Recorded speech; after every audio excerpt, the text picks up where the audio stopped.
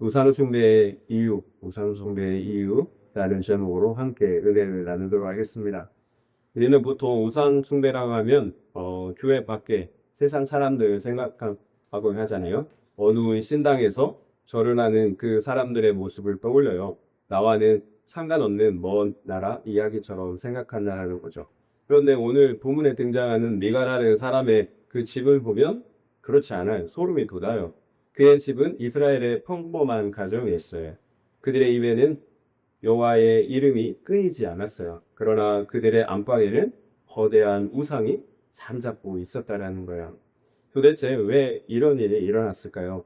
오늘 말씀을 통해서 우리도 모르는 사이에 우리의 마음과 가정에 스며든 우상 숭배의 진짜 이유와 원인이 무엇인지를 함께 살펴보면서 은혜를 나눠보자 합니다. 1절부터 2절 말씀 읽겠습니다. 1절부터 2절이에요. 에브란 산지에 미가라 이름하는 사람이 있더니 그의 어머니에게 이르되 어머니께서 은 1,100을 잃어버리셨으므로 전유하고 내 귀에도 말씀하셨더니 보소서 그 은이 내게 있나이다. 내가 그것을 가졌나이다 하니 그의 어머니가 이르되 내 아들이 여호와께 복받기를 원하노라 하니라. 에브라임 산지에 살고 있던 미가라는 한 사람이 자신의 어머니를 찾아가서 은 1,100을 이렇게 돌려줍니다. 은 1,100이 굉장히 큰 금액이죠. 우리 삼손에서 보았잖아요. 5억에서 25억 사이 정도 되는 큰 돈이에요. 그런데 그 미가가 어머니에게 그 돈을 돌려준 그 이유가 참 재미있어요. 어머니가 은 1,100을 잃어버렸는데 그 어머니가 저주를 한 거예요. 그 훔쳐간 놈을 저주하는 거죠. 그러니까 아들이 그 어머니에게 돈을 돌려줘요. 그러면 그 돈을 누가 훔친 겁니까? 아들이 훔친 거죠. 미가가 범인이에요. 이제 훔쳐서 가져 쓰려고 했는데 저주하는 소리를 들으니까 무서운 거죠. 그래서 돌려주는 겁니다. 그러니까 어머니가 저주했던 어머니가 바로 아들에게 어떻게 여호와께 복받기를 원한다. 참 재미있어요. 아들이 저주를 받으면 안 되잖아요. 그러니까 이거 저주했는데 바로 이제 축복을 바꾼 거예요. 그런데 그것만으로는 좀 뭔가 부족한 거예요. 그래서 우리 아들에게 정말 복받을 만한 뭔가를 해줘야 되겠다 해서 뭔가를 하는데 정말 그게 복받을 일인지 한번 보도록 하겠습니다. 3절에서 5절이에요. 이가가 은 1,100을 그의 어머니에게 돌아주에 그의 어머니가 이르되 내가 내 아들을 위하여 한 신상을 새기며 한 신상을 부어 만들기 위해 내 손에서 이 은을 여호와께 거룩히 드리도라. 그러므로 내가 이제 이 은을 내게 도로 주리라. 이가가 그 은을 그의 어머니에게 도로 주었으므로 어머니가 그 은 200을 가져다 은잔새기기에 주어 한 신상을 새기고 한 신상을 부어 만들었더니 그 신상이 미가의 집에 있더라. 그 나란 미가에게 신당이 있으므로 그가 에봇과 그라비를 만들고 한 아들을 세워 그의 제사장으로 삼고야. 그 1,100을 아들한테 돌려받았잖아요. 그러니까 그 1,100 중에서 200을 이렇게 다시 미가에게 돌려주는 거예요. 그런데 그냥 돌려주지 않아요. 은장한테 이제 그 200개를 맡겨요. 그래서 은 신상을 만들어서 돌려주는 거예요. 은 200개는 약 2.3kg 정도의 무게라고 했대요. 2.3kg의 무게라고 합니다. 만약 그 은을 가지고 만약에 그 우산을 만들면 어떨까요? 2kg 정도. 뭐 한 이 정도? 아무튼 주먹만 하겠죠. 별로 크지 않아요. 그런데 그 신상을 어떻게 만들었냐면 그 신상을 새겼어요. 그리고 부어서 만들었대요. 그러니까 단순히 은으로 만들었다면 작겠지만 그 나무로 새기고 그 이제 부어서 이제 그 구조에다 이렇게 부어서 이제 만들었기 때문에 아주 큰 이제 우상이 된 거죠. 그래서 그 큰 신상을 자신의 그 신당에 두고 섬겼다라는 거예요.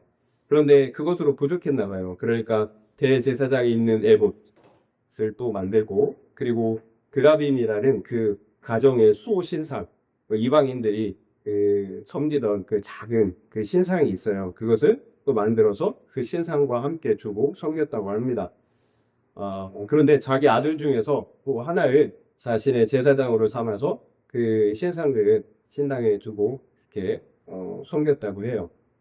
에봇은 대제사장만이 있는 성이에요. 그리고 드라베이는 이방의 우상이에요. 그러니까 복을 준다고 생각했던 모든 것들을 어떻게 해요? 다 딴들이 모아다 놓고 이제 나에게 복을 달라고 이렇게 하는 거죠. 이것이 미가라는 사람이 이제 우상 신상을 만들어서 섬기게 된 그런 이유였어요. 그 이유가 무엇입니까? 복 받는 거죠. 복 받는 거예요. 어머니는 아들이 복 받기를 원했어요. 그래서 우상 신상을 만들어 준 거예요. 아들 역시 복 받기를 원했어요. 그래서 거기에다가 더 많은 우상들을 만들고 또 아래까지 그 제사장으로 만들었어요. 이게 보면 믿음의 사람의 모습은 아니죠. 믿음의 사람은 아니에요. 세상 사람들, 세상 사람들의 모습이에요. 세상 종교를 섬기는 사람들의 모습이에요. 그게 어떤 대상이든 복 만든다면 상관이 없잖아요. 그래서 어떻게 돼요? 정성과 열심을 다해서 그 신들을, 우상들을 나에게 복을 준다는 그 모든 대상들을 섬기는 거예요. 어머니와 아들의 공통점, 어머니와 아들의 공통점. 그러니까 어떻게 해요? 그들은 이방 사람이 아니라는 거예요. 여호와 하나님을 섬기는 사람들이었다라는 거예요. 뜻신자가 아니에요. 여호와 하나님을 믿는 사람들이었어요.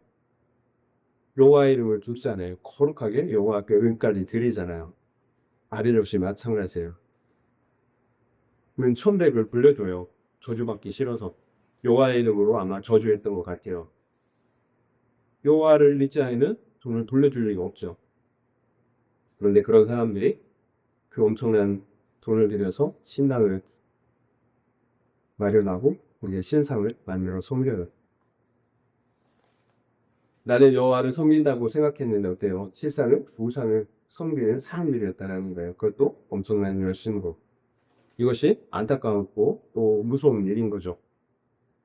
이것이 하나님을 믿는다는 사람 가운데 일어나는 일이에요. 나는 하나님을 섬긴다고 생각하는데 실상은 내가 우상을 섬기고 있었다는 거예요. 여호와 고 얼마나 거룩한 말들입니까? 모든 말마다 참 여호와의 이름이 언급돼요. 그 말만 들으면 굉장히 거룩한 사람들 같아요. 그런데 그런 집에 떡하니 우상이 들어앉아 있어요. 우상을 섬기고 있다는 거예요. 제가 여러 번 말씀드린 것처럼 속보보다 중요한 것이 당연해요. 서울을 가야 하는 이유? 서울을 가야 하는데 부산 방향으로 들어갔다고 생각했죠. 소속도에서. 여러분, 그럼 어떻게 될까요? 열심을 내면 낼수록 어떻게 멀어지는 거죠. 목적지하고. 하나님과 멀어지게 되는 거예요. 복을 받길 원했어요. 얼마나 복을 받길 원했는지 몰라요. 그런데 오히려 저주를 받게 된다는 거예요. 그래서 열심보다 중요한 것이 기회의 방향이에요. 그래서 분별하고 점검을 해야 되는 거죠. 모든 사람들이 그렇게 한다고 그렇게 해도 괜찮다고 이렇게 생각하면 안 된다는 거예요. 나는 지금 올바른 방향으로 가고 있는가, 생명의 길로 가고 있는가 점검해야 된다는 거예요. 우리는 작은 물건을 하나 사면 어떻게 해요? 가격도 또 품질도 여러 가지를 어떻게 해요? 꼼꼼하게 따져보잖아요. 그러면서도 이 신앙의 문제, 영원한 생명의 문제에 대해서는 별로 깊게 생각하지 않아요. 아무 생각 없이 그냥 받아들이는 거예요. 참 모순이잖아요. 모순이에요. 여러분 이렇게 중요한 게 어디 있습니까? 영원한 생명이 달린 겁니다. 여러분 따져보고 분별해야 되는 거예요. 그 기준이 있어요. 하나님을 섬기는 것과 진상을 섬기는 것 분명한 분별의 기준이 있어요. 그 기준은 계속 말씀드리지만 언제나 말씀이에요. 말씀을 따라서 그 기준대로 섬기면 하나님을 섬기는 거예요. 그러나 내가 어떤 열심을 해도 말씀이 없다면, 말씀을 따라 섬기지 않는다면 우상을 섬기는 것입니다. 하나님이 주신 십계명 첫 번째, 두 번째 계명이 무엇인가요? 나 외에 다른 신을 두지 말라라는 거죠. 그리고 너를 위하여 우상을 만들지 말라는 것입니다. 이것이 첫 번째, 두 번째 계명이잖아요. 그런데 신상을 만들어 그리고 애목과 드라미를 만들어요. 첫 번째, 두 번째 계명 가장 기초가 되는 시작이 되는 계명을 완전히 무시하고 있잖아요. 그러면 10계명만 어겼나요? 여호와 하나님께 드리는 제사를 어디서 드려야 되나요? 하나님께서 지정한 곳, 법궤가 있는 중앙 성소에서만 드려야 합니다. 그러니까 사적인 신당을 만들면 안 되는 거죠. 가는 길이 멀고 힘들어도 말씀이 있는 성소에 가서 제사를 드려야만 하는 거예요. 게다가 제사장을 아무나 세우면 안 되죠. 레인 중에서도 그 중에서도 아론의 자손을 세워야 합니다. 그러니까 미바와 그 어머니, 그 가족, 말씀, 하나님 말씀 중에서 어떤 것 하나라고 오롯이 지킨 것이 없어요. 그럼에도 계속 여호와 하나님을 부릅니다. 결국 내가 아무리 여호와 하나님의 이름을 부른다고 하나님을 섬기는 건 아닌 거죠. 반드시 하나님이 지정하신 강식, 말씀을 따라 섬겨야 해요. 그렇지 않으면 내가 아무리 여호와 하나님의 이름을 불러도 그래서 예배하고 찬양하고 기도하고 그 열심을 내도 이 삶을 승리하는 것이야. 이것이 참 안타까운 현실이에요. 나는 나의 삶을 드리고 돈을 드리고 시간을 들여 열심을 다해서 하나님을 섬긴다고 생각했는데 오히려 우상 숭배를 하고 있었다는 거예요. 여러분 무서운 일 아닌가요? 미가를 통해서 우리의 신앙생활을 우리가 점검해 봐야 합니다. 그 핵심은 우리 믿음, 우리 신앙생활의 중심이 누구냐라는 거예요. 누구? 중심. 나입니까? 아니면 하나님입니까? 나를 섬기는 겁니까? 아니면 하나님을 섬기는 겁니까? 이 문제에 대해서 우리가 진지한 그런 고민이 필요하다는 거예요. 어머니와 아들의 대화를 듣고 있으면 정말 내가 이렇게 중요하구나라는 것들을 알게 되죠. 미가는 왜 어머니의 돈을 훔쳤나요? 나를 위해서 훔친 거죠. 그런데 어머니가 저주를 일단 돌려줘요. 내가 저주받는 게 안 되니까. 양심이 찐뱉어 그런 것이 아니에요. 어머니를 위해서 그런 것이 아니에요. 언제나 내가 가장 중요해요. 어머니 미가의 어머니도 마찬가지죠. 내가 손해를 받기 때문에 저주예요. 그런데 아들이 가져왔단 말이에요. 내 아들이 저주받으면 안 되잖아요. 아들은 나의 형상이잖아요. 아들을 통해서 내가 높아지고 만족을 얻어야 되는 게 저주받으면 안 되는 거예요. 또 그러니까 나를 위해서 곧바로 여호와의 이름으로 축복하는 것을 볼 수가 있어요. 만약에 말씀을 따라 하나님을 섬긴다면 이가의 죄, 그 도둑질한 죄를 지적했어야죠. 그래서 그 도둑질한 죄를 어떻게 해요? 회개할 수 있도록 속죄 제사를 드릴 수 있도록 했어야 된다라는 거예요. 그냥 무조건 복받아가 우상 만들어주면 그건 결국 어떻게 해요? 말씀 없는 나를 위한 나를 섬기는 신앙인 거죠. 결국 어머니도 아들도 언제나 내가 중요해요. 그래서 우상을 만들고 또 우상을 섬기는 거예요. 그래서 우상군 숭배의 본질은 나를 섬기는 거예요. 그러면 그 결말을 어떻게 될까요? 정말 복을 받겠습니까? 생명에 이르겠어요. 어머니는 분명 복 받기 위해서 나도 복 받고 자녀도 복 받기 위해서 우상을 만들었는데 그 우상이 우리를 죽게 하는 거잖아요. 그래서 참 우리가 신앙생활 하면서 정말 눈에 보이는 것들에 우리가 마음을 둬야 되지만 더 중요한 것은 보이지 않는 곳에 있는 우리 마음이에요. 우리 자아가 그래서 마지막으로 멸망받아야 할 이제 원수라고 계속 말씀을 드리고 해요. 타락한 나의 자아가 죽어야 돼요. 우리 부모님들이 말로는 여호와 하나님을 말하고 또 여호와 하나님을 잘 믿어야 된다고 가르쳐요. 그런데 실상은 자녀들에게 우상을 만들어주고 있다는 거예요. 어떻게 만들어주나요? 우리 부모님들이 말로는 하나님을 말하지만 그 삶으로는 돈을 섬겨요. 학벌을 섬겨요. 외모를 섬겨요. 세상 성공과 인정을 섬겨요. 말이 아니라 삶으로. 지금 이들의 말에는 아무 문제가 없어요. 거룩하게 여호와의 이름으로 축복하고 여호와 하나님께 드려요. 그런데 하나님이 아니라 나를 섬기잖아요. 우상을 섬기잖아요. 말이 아니라 삶이 중요해요.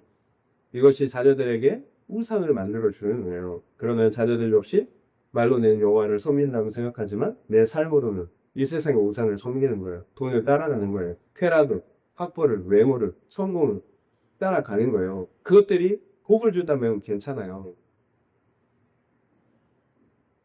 솔직히 아이들이 QTI를 하지 않는 것보다 공부하지 않는 것, 성공하지 못할까 봐 이게 더 안타깝고 속상하잖아요. 이처럼 우상숭배는 우리의 삶을 통해서 되물릴 내는 거예요. 우리의 삶을 통해서 말이 아니라 삶을 통해서 우상숭배가 되물리게 됩니다. 그래서 우리 말이 아니라 우리의 삶이 어떤지를 돌아봐야 되는 거죠. 첫 번째 적용을 드리겠습니다. 내가 영육의 자녀들에게 물려주고 있는 우상은 무엇인 것 같습니까? 성돈, 재물, 학벌, 강락, 외모, 가족, 의정입니까? 한번 생각해 보시기 바랍니다. 내가 영육의 자녀들에게 물려주고 있는 우상을 무엇인가 같습니다. 성분, 재물, 학벌, han락, 외모, 가족, 인정입니까? 한번 생각해 보시기 바랍니다. 6절 함께 읽겠습니다. 6절이에요. 그때에는 이스라엘의 왕이 없었으므로 사람마다 자기 소견에 오른 대로 행하였더라.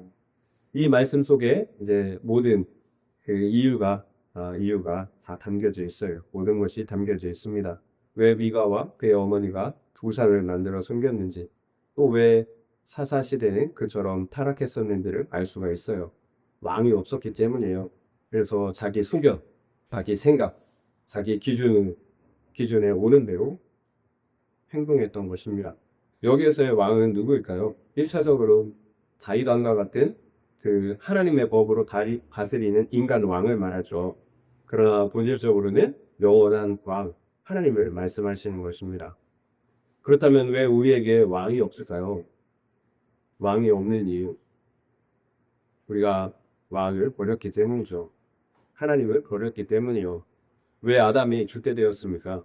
왜 아담에게 준 그 모든 권세와 통치권이 사탄에게 넘어가게 되었나요? 하나님의 말씀을 버렸기 때문이죠.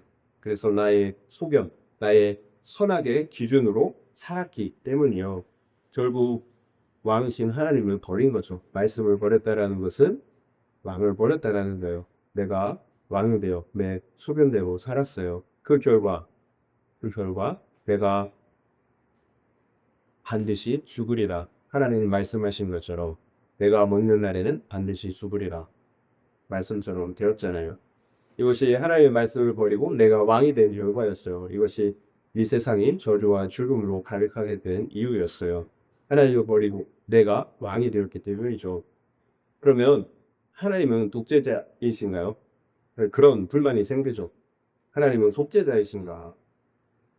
자기 말만 들으라고 하는가? 여러분 기억하셔야 할 것이 있어요. 하나님은 에덴 동산에 있는 모든 과실을 마음대로 먹게 하셨어요. 하나님은 인간에게 자유를 주셨어요. 다만 선악을 알게 하는 과실만 먹지 말라고 말씀하신 거예요. 절대로 독재자가 아니에요. 모든 자유에는 책임이 있어요. 책임이 없는 자유는 방종이 되기 때문이죠. 내 마음대로 하는 방종이 어떤 결과를 초래하는지 우리가 다 알고 있잖아요. 우리 자녀들 마음대로 하면 어떻게 될까요? 통제할 수 없는 사회, 더 이상은 자유를 누릴 수 없는 곤란한 세상이 되는 거잖아요. 결국 책임 없는 자유는 방종은 결국 함께 죽는 길로 가는 거예요. 따라서 우리에게 주신 자유는 법 안에서 하나님의 법 안에서의 자유예요. 책임을 지는 자유라는 거예요. 왜요? 함께 공존해야 하기 때문이죠. 그 시스템이 잘 운영돼야 되잖아요. 내 마음대로 하면 다 내 마음대로 하니 어쨌든 그 사회가 잘 유지될 수가 있겠어요. 그러니까 선악과의 의미는 너는 하나님이 아니라는 거예요. 내 위에 하나님이 계시다라는 사실을 알라라는 거죠. 선악의 결정은 하나님이 내리신다는 거. 하나님은 말씀을 통치하세요. 결국 하나님을 나의 왕으로 삼는다라는 것은 하나님의 말씀을 듣는 거죠. 그래서 그 말씀대로 사는 거예요. 그 말씀을 따라 살아가는 거예요. 그러니까 나의 선악의 기준은 때로는 나의 옳고 그름의 기준은 때로는 내려놓아야 되는 거죠. 이것이 하나님을 왕으로 섬기는 것입니다. 말로는 하나님을 나의 왕으로 섬긴다고 하면서 말씀 없이 내 소견대로 산다면 거짓말하는 거죠. 나도 속이고 하나님을 속이는 거예요. 문제는 나는 속일 수 있어요. 그러나 하나님을 속일 수가 없잖아요. 그러니까 예수님께서 뭐라고 하셨습니까? 주여 주여 하는 자마다 다 천국에 들어갈 것이 아니라 하나님의 뜻대로 행하는 자만 들어가신다고 말씀하신 거예요. 여호와의 이름을 하나님의 이름을 우리 거룩하게 그럴듯하게 불러도 천국에 들어가지 못한다는 거야. 하나님의 뜻대로 행하는 자가 하나님을 왕으로 인정하는 자가 섬기는 자가 들어간다는 거예요. 또 그래서 내 말을 듣고 행하는 자는 반석 위에 집을 지은 사람과 같다고 하셨어요. 그러나 내 말을 듣고 행하지 않는 자는 모래 위에 집을 지은 사람과 같다고 하셨어요. 여러분 하늘이 삐까뻔쩍하게 수시층에 1등을 올려도 모래 위에 올리면 아무것도 아니에요. 비바람이 불면 홍수가 나면 다 쓸려가는 거예요. 그러나 반석 위에 집을 지으면 끄떡이 없어요. 비바람이 불어 반석에 집을 지은 사람은 하나님의 말씀, 주님이 주신 그 말씀대로 살아나는 사람이에요. 이것이 성경 전체가 증거하고 있는 내용이에요. 말씀을 듣는 자가 아니라 행하는 자가 복이 있습니다. 그러나 사탄은 뭐라고 속입니까? 아니라고 얘기하죠. 내가 여전히 방해하고 내가 선악의 기준이 되어서 내 마음대로 할 수 있다라고 속여요. 여러분, 우리 귀에 땄다고 얘기하나요? 아니죠. 세상의 가치관 속에서 기아들을 해요.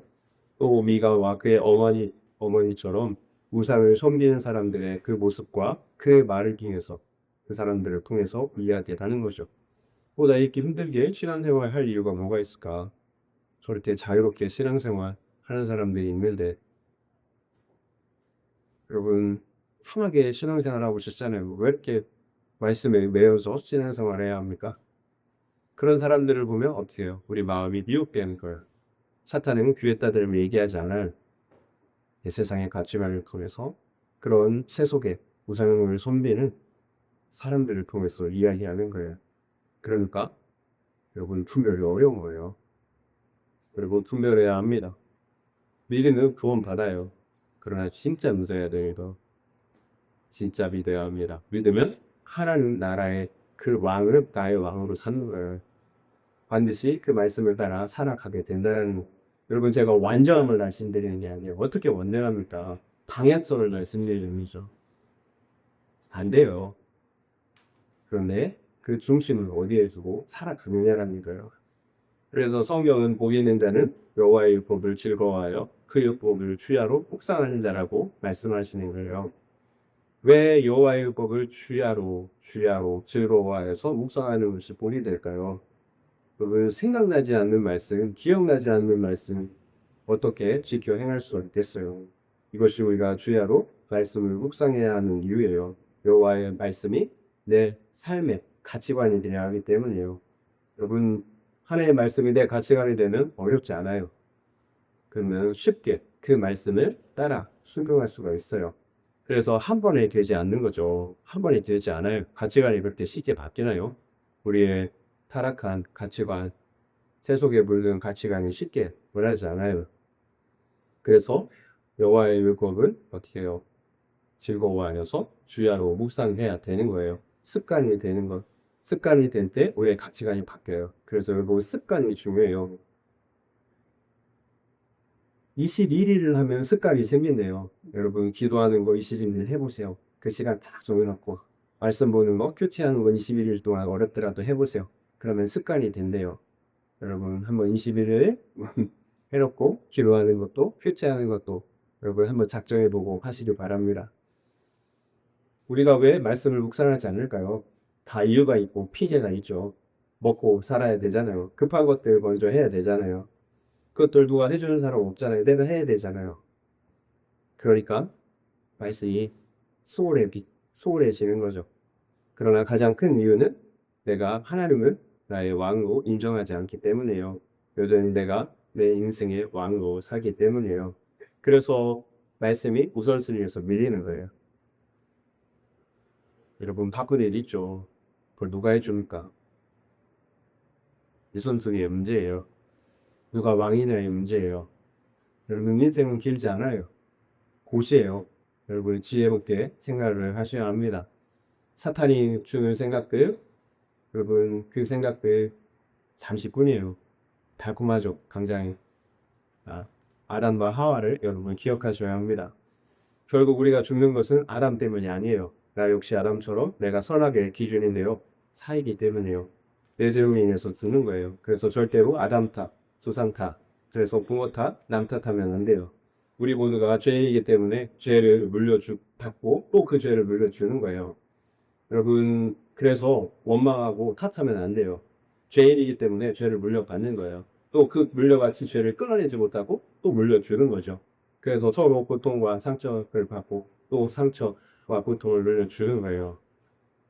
그러면 어떻게 해야 될까요? 내 대에서 그 죄를 끊어내야 되겠죠. 그 죄의 저주를 끊어내야 되는 거예요. 탓하면 안 돼요. 내 대해서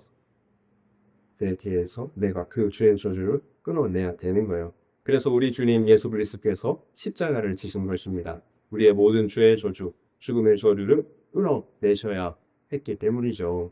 그래서 우리의 구원은 우리의 행위에 달려있지 않다라는 거예요. 절대로 율법을 행함으로 구원받는 게 아니에요. 오직 은혜로, 믿음으로 구원을 받는 거예요. 예수님의 공로 때문에 그 믿음으로 구원을 받는 거예요. 내가 십자가 복음을 믿을 때 나의 옛사람 타락한 자아가 죽어요. 그리고 동시에 거듭난 새 사람으로 살게 되는 거예요. 그러면 하나님을 나의 왕으로 모시고 살 수가 있어요. 하나님의 말씀의 기준을 따라 살 수가 있다라는 거예요. 여러분, 이게 복음의 능력이에요. 복음은 그냥 믿으니까 구원받는 게 아니에요. 복음을 믿으면 이런 능력이 나타난다라는 거예요. 생명의 능력이 나타난다라는 거예요. 율법이 할 수 없는 것을 복음이 한다라는 거예요. 여러분, 무조건 믿으니까 구원받는 게 아니에요. 믿으면 은혜가 임하는 거예요. 죄사함의 은혜가 임해요.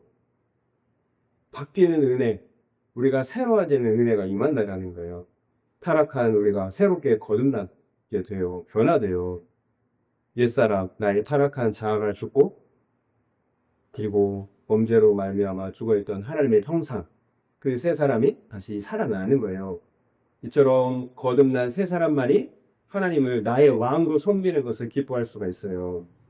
그래서 우리의 구원은 오직 복음으로만, 은혜로만, 성령의 역사로만 되는 것입니다. 그래서 예수님께서도 성령으로 다시 태어나지 않으면 하나님의 나라에 들어갈 수 없다라고 분명하게 말씀하신 거예요. 여러분,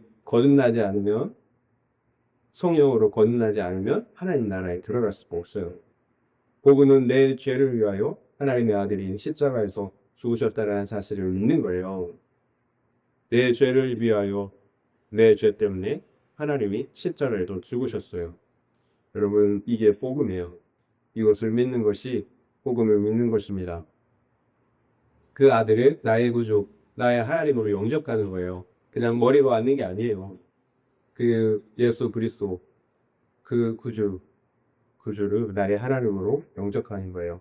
결국 내 죄를 인정하는 것이 구원의 시작인 거예요. 내 죄가 인정되지 않으면 복음이 복음될 수가 없어요. 하나님은 내 죄 때문에 그 처참한 십자가를 주셨는데 나는 죄가 없다고, 나는 어렵다고 한다면 그 십자가가 어떻게 복음이 될 수 있겠어요? 하나님을 거짓말하는 자고 만들고 그래요. 성경 분명하게 그렇게 말씀하고 계세요. 그러면 십자가의 속죄는 나와는 아무 상관이 없는 거예요. 아무리 우리가 하나님 예수님을 외쳐도 우리는 그냥 그 죄 가운데 죽게 되는 거예요. 내 죄를 위해 하나님의 아들이 죽으셨어요. 그런데 어떻게 더 이상 나의 죄를 위해 살 수가 있겠어요? 어떻게 하나님의 말씀을 저버리고 내 마음대로 살 수가 있겠어요? 제가 계속 말씀드리지만 율법의 행위로 구원받는다라고 말씀드리는 것이 아니에요. 정말 믿어야 한다라고 말씀을 드리는 거예요. 십자가의 예수를 믿으면 구원 받아요. 믿으면 충분해요. 조건 없는 은혜요. 그러나 정말 믿어야 돼요. 정말 믿으면 그 증거들이 나타나요. 회개와 거듭남, 그리고 속죄와 구원의 기쁨, 그리고 말씀에 대한 순종, 꼭 거룩함이 나타난다는 거예요. 이것이 복음을 믿는 사람들에게 나타나는 증거들이에요. 오직 성령의 역사, 은혜예요. 그러나 그 은혜가 역사하면 이런 증거들이 나타나요. 거룩이 나타나요. 기쁨, 희락, 구원의 은혜, 하나님의 함께 하심이 나타나요. 여러분, 그러니까 우리가 확인해 봐야 되는 거예요. 여러분, 값싼 물건도 확인하고 점검해보고 사잖아요. 여러분, 우리 구원도, 영원한 생명도 점검하고 확인해야 되는 거예요. 회개와 거듭남이 있는가? 죄사함의 기쁨, 구원의 기쁨이 있는가? 또 말씀을 지켜 살아내는 거룩함이 있는가? 여러분, 성경은 이 모든 것을 함께 얘기해요. 단락단락 되어 있으니까 떨어져 있는 것 같지만 성경을 같이 읽으면, 그래서 연결해서 문맥 안에서 읽으면, 유기적으로 읽으면 구원을 이렇다라고 유기적으로 하나님이 말씀을 계신다는 거예요. 여러분, 이런 구원의 실제가 나타나지 않으면 우리의 신앙은, 종교적인 열심은 우상숭배가 될 수가 있어요. 하나님과 아무런 관계가 없다는 거예요. 제가 여러 번 말씀을 드렸는데요. 우리가 하나님의 말씀을 지키면 하나님은 우리를 지켜주세요. 우리가 말씀을 지키면 하나님은 우리를 지켜주세요. 계시록 3장 10절에 이렇게 말씀하세요.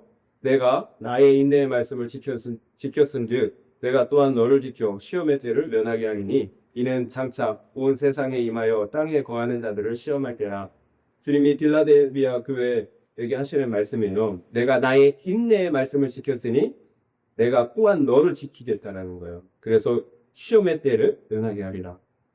이 시험은 장차 온 세상에 임하여 땅에 거하는 자들을 시험할 때라고 말씀하고 있어요. 죄의 삭은 사망이죠. 그러나 죄가 없는 인생이 없잖아요. 결국 여기에서 시험은 어떤 누구도 통과할 수 없는 하나님의 마지막 심판을 말씀하시는 거예요. 그러면 모든 인류는 절망적이죠. 죄가 없는 사람은 없잖아요. 그러나 인내의 말씀을 지키는 너에게는 그 공의의 시험을 넘어가게 해주시겠다라는 거예요. 이유가 뭘까요? 이것의 공로를 우리의 것 되게 해주시기 때문이에요. 말씀을 지킨 의로움 때문에 우리를 구원하시겠다라는 게 아니에요. 너의 믿음이 진실하구나. 그래서 예수의 공로를 우리의 것 되게 해주시는 거예요. 여기에서 특별히 인내의 말씀이라고 하신 것을 우리가 주목해야 합니다. 말씀을 지키는데 인내가 필요하다는 거예요. 여러분, 말씀을 지키는데 인내가 필요해요. 초대교회를 보세요. 그 말씀을 지키기 위해서 때로는 가업과 직장을 포기해야 했어요. 또 때로는 모든 관계를, 심지어 가족 관계까지 끊고 집을 버리고 방업해야 했어요. 심지어 자기 목숨까지도 걸어야 할 때가 있었어요. 여러분, 말씀을 지키는 것이 쉽지 않아요. 그래서 인내의 말씀이라고 하시는 거예요. 이 세상은 예수님을 미워해요. 예수를 믿는 사람 좀 미워해요. 그래서 핍박하고 박해하고 중요한 것입니다. 인내가 필요하다는 거죠. 그래서 주님은 너희 인내로 너희가 구원을 받을 것이라고 말씀하셨어요. 결국 우리는 말씀을 지키기 위해서 어떻게 인내해야 되는 거예요. 손에 가야 할 때가 있다라는 거예요. 때로는 미움을 받기도 하고요. 때로는 예수님처럼 크고 작은 십자가를 져야 하는 거예요. 그런데 우리는 조금의 손해도 보려고 하지 않잖아요. 복 받는 건 원하지만 말씀을 지키기 때문에 손해 보는 것은 조금도 원하지 않는다는 거예요. 그래서 너무나 쉽게 그 작은 이익 때문에 다투고 싸우고 미워하고 또 때로는 타협하고, 이것이 우리의 모습이에요. 인내의 말씀이 아니라 쉽게 타협하고 쉽게 다투고 싸울 미워하고. 여러분, 반드시 기억하셔야 합니다. 우리가 말씀을 지킬 때 하나님 우리를 지켜주세요. 죽으면 영원한 생명, 구원을 완성하는 거 아닙니까? 여러분, 너무 극단적일지 모르겠지만 여러분, 이게 현실인데 자꾸 현실을 회피해서 말씀을 나누는 게 무슨 의미가 있겠어요? 여러분, 믿으시기 바래요. 여러분, 말씀을 지키는 것, 이것이 우리의 믿음입니다. 그러나 여러분, 걱정하지 마세요. 내 힘으로 못 지켜요. 하나님의 은혜가 우리와 함께하고 계시잖아요. 성령께서 우리와 함께 하시잖아요. 그래서 말씀을 지키는 거예요. 그래서 때로 십자가도 질 수가 있는 것입니다. 여러분, 사랑은 우리 힘으로 되나요? 안 되잖아요. 그러나 하나님의 은혜가 임하면 살아날 수도 있어요. 다 큰 결정이 사랑이잖아요. 근데 사랑처럼 어려운 게 없죠. 하나님을 사랑하고 또 내 이웃을 내 몸처럼 사랑하는 것. 가장 가까운 가족마저도 참 사랑할 때 있어서 얼마나 마음으로 미워하고 죽입니까? 우리 힘으로 안 돼요. 어떻게든 말씀을 지킵니까? 그러나 기도하면, 그래서 은혜를 간구하면, 하나님의 은혜가 임하면 되더라고요. 여러분, 사랑, 또 우리가 말 함부로 하는 것, 또 도박, 끊지 못하는 술, 관계들, 내 힘으로 안 되죠.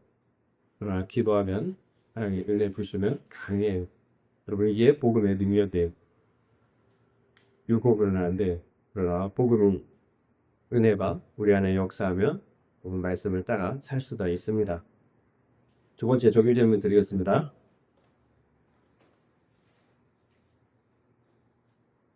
제가 가장 듣기 힘든 말씀, 받아들일 수 없는 말씀이 있다면 무엇입니까?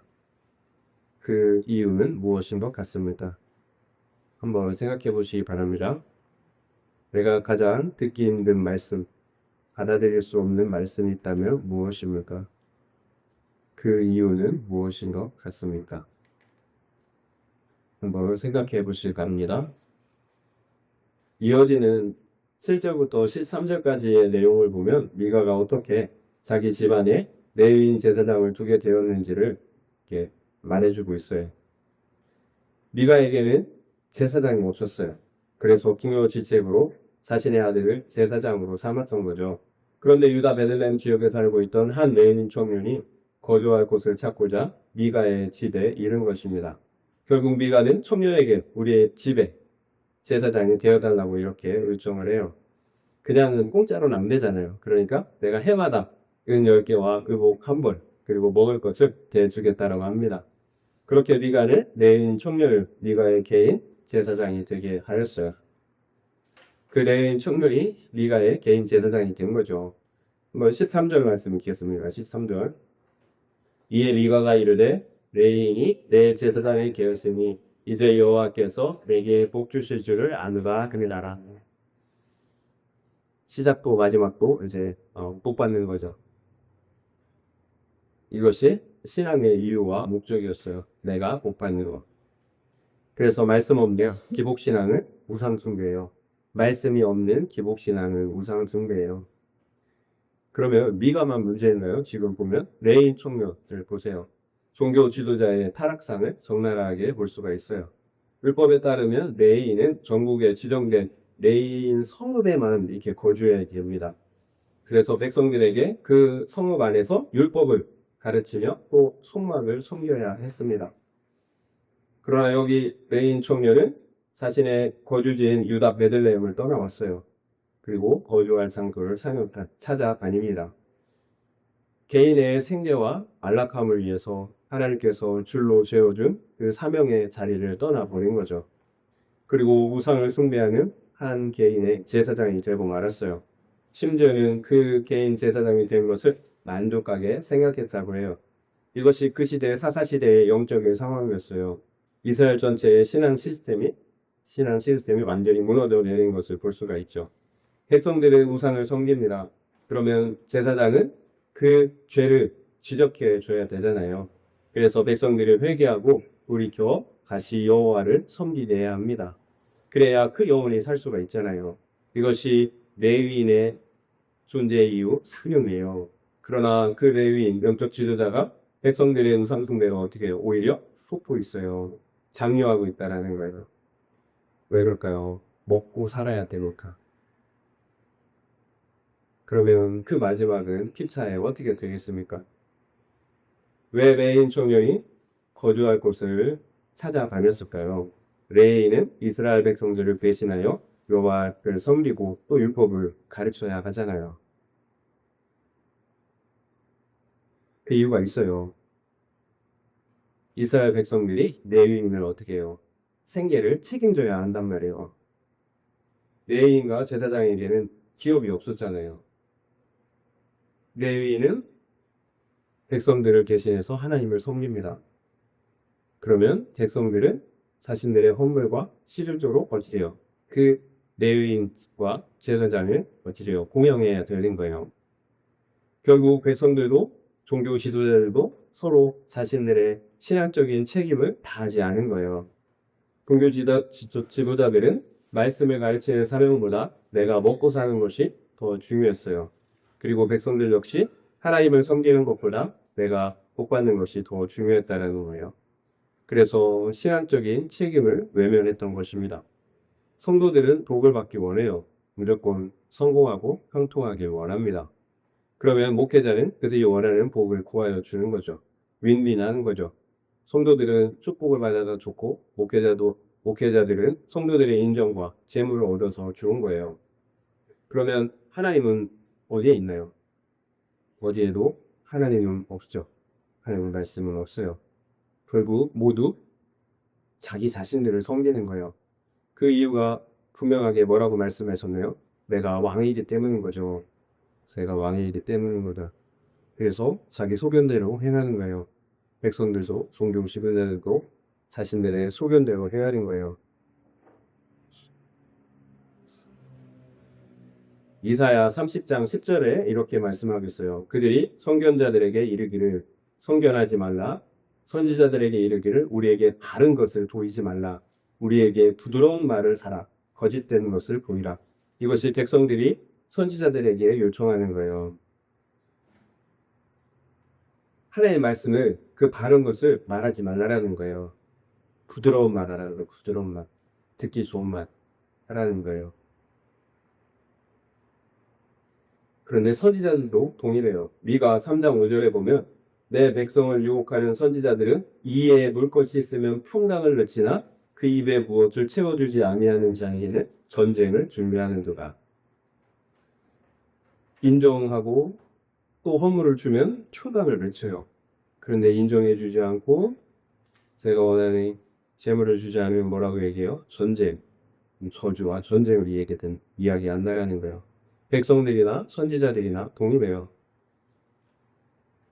먼저는 내가 필요한 거 달라라는 거예요. 그러면 내가 너에게 그것을 네가 원하는 것을 주겠다라는 거죠. 사역자는 인정과 돈을 원해요. 그리고 성도들은 복과 좋은 말을 원합니다. 그러면 종교비 비즈니스인 거죠. 종교 사업이에요. 하느님은 없어요. 디모데후서 4장 3절에서 4절 이렇게 말씀하세요. 때가 이르리니 사람이 바른 교훈을 받지 아니하며 귀가 가리워서 자기의 사욕을 따를 스승을 많이 두고 또 그 귀를 진리에서 돌이켜 허탄한 이야기를 까르리라. 사람이 바른 교훈을 받지 아니하고 귀가 가려워서 자기 욕심을 따를 스승을 많이 둔대요. 진리에서 돌이켜 허탄한 이야기를 따른다는 거예요. 그러니까 앞서 이야기한 것처럼 자기 귀를 긁어줄, 좋은 말만 해줄 그 스승을 많이 듣고 따른다는 거예요. 우리나라에는 교회들이 많잖아요. 그러니까 어떻게 해요? 내가 취사 선택할 수가 있어요. 교회도 목사도 취사 선택할 수가 있어요. 미가가 취사 선택해서 신랑에 두고 섬긴 것처럼 커스터마이즈 예배가 되는 거죠. 정말 그게 유익한가 옳은가 우리가 고민을 해봐야 되는 거죠. 바울이 젊은 사역자 디모데에게 이렇게 권면해요. 디모데후서 4장 2절 너는 말씀을 전수하라. 때를 얻든지 뭘 얻든지 항상 힘쓰라. 검사에 오래 참고 가르침으로 정책하며 경의케 하며 구나. 때를 얻든지 못 얻든지 사역자가 할 일은 말씀을 전파하는 거예요. 검사에 오래 참는 거죠. 가르침으로 경책하며 또 경계하며 권하는 것입니다. 피차에 이런 마음 필요하겠죠. 피차에 사역자도 그리고 성도들도 이런 마음이 필요할 것 같아요. 아무리 힘들어도 영적 부모와 목회자들은 자신의 자리를 지켜야 합니다. 그 자리는 내가 먼저 말씀의 자리를 지키는 거예요. 그리고 사역의 자리를 지키는 거예요. 내가 먼저 말씀을 듣고 지켜내지 않으면 말짱 꽝이에요. 아무리 좋은 말을 하고 또 열심히 사역을 해도 우상 숭배를 가르치는 거예요. 나를 위해서 사역하는 일. 그러면 나도 죽고 성도들도 함께 죽는 거죠. 함께 우상 숭배자가 되기 때문에요. 말씀을 듣고 지켜내지 않으면 결국 우상 숭배의 길로 가는 거예요. 예수님은 너희가 모든 사람에게 칭찬을 받으면 파가 있다라고 말씀하셨어요. 우리 칭찬받기 원하잖아요. 한 사람이라도 나한테 이상하게 대할까봐, 이상하게 생각할까봐 얼마나 애를 씁니까? 잘 보이려고. 그런데 모든 사람에게 칭찬을 받으면 화가 있다라고 말씀하세요. 여러분 칭찬 나누는 거 너무 좋아하지 마세요. 싫어하는 사람 있는 걸 당연하게 생각하세요. 이게 내가 말씀대로 살고 있구나. 그러나 너희가 내 이름을 위하여 욕을 먹고 박해를 받으면 기뻐하고 뛴놀라라고 말씀하세요. 하늘에서 너희의 상이 크다라고 말씀하시. 거짓 선지자에게 칭찬했대요. 그런데 진짜 선지자는 어떻게 해요? 박해하고 핍박했다라는 거예요. 그러니까 박해하고 핍박받으면 기뻐하라는 거예요. 하늘에서 너의 상이 크다고. 여러분 그래서 비록 갈등이 있더라도 사역자 자신을 위해서 그리고 성도들을 위해서 우상 숭배의 죄를 책망하고 권면해 줄 수가 권면해 줄 수가 있어야 되는 거예요.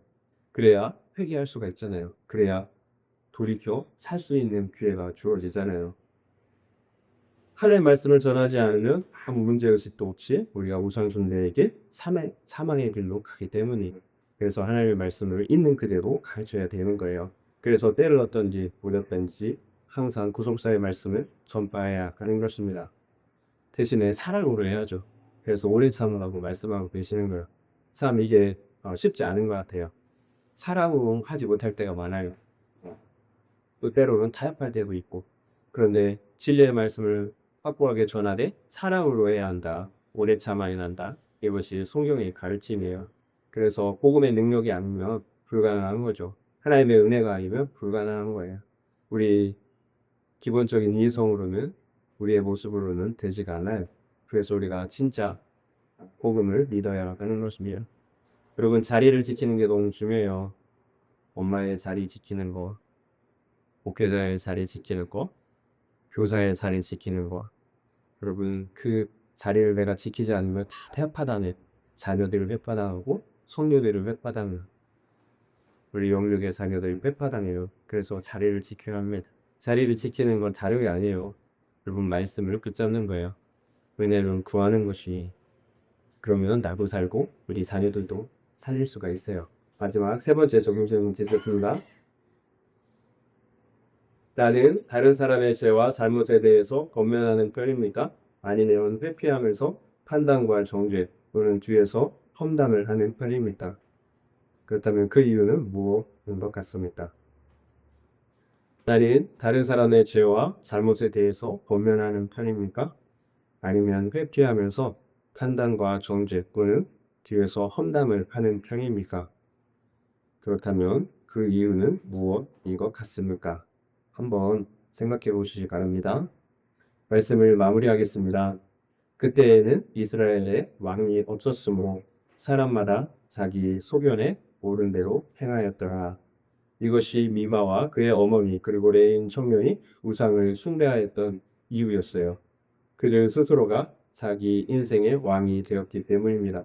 그러므로 우상 숭배의 본질은 눈에 보이는 신상 앞에 절하는 것이 아닙니다.